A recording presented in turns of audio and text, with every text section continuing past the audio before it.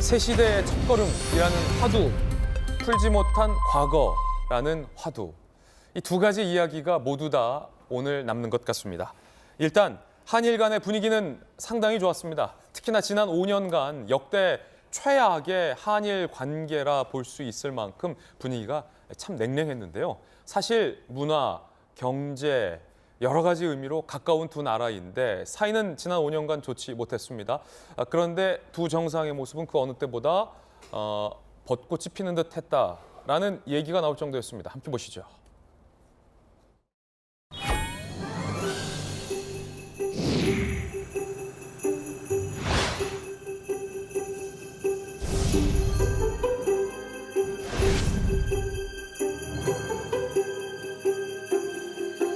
저와 우리 대표단을 환대해 준 기시다 총리님께 감사드립니다. 今週、東京では早く桜が開花いたしましたが、本格的な春の訪れを迎えたこの日に、私とユン大統領が将来に向けて日韓関係の新たな章を共に開く機会が訪れたこと、大変嬉しく思っています。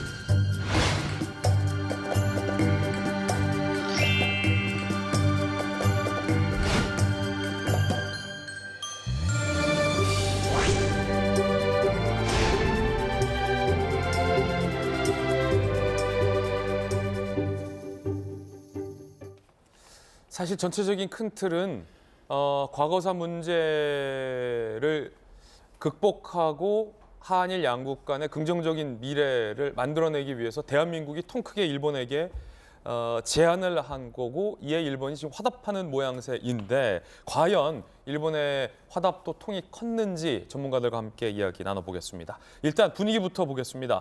두 정상 간에 밀착 만찬이 있었습니다. 함께 보시죠.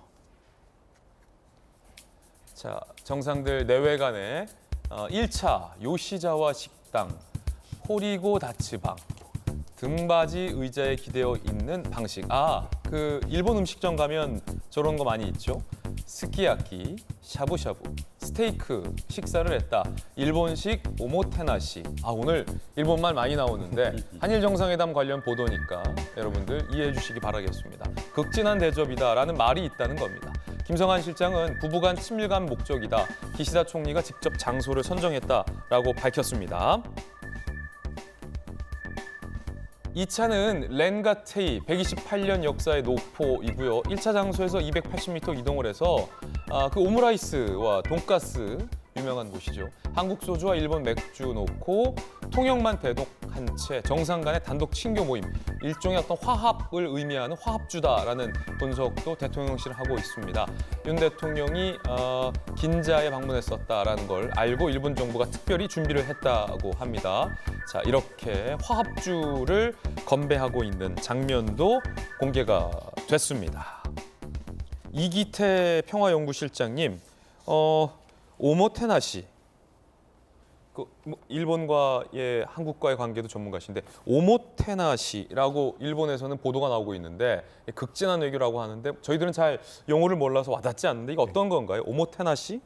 네, 오모테나시라고 하면요, 보통 그 극진한 접대라고 해석을 하면 될 것 같습니다. 네.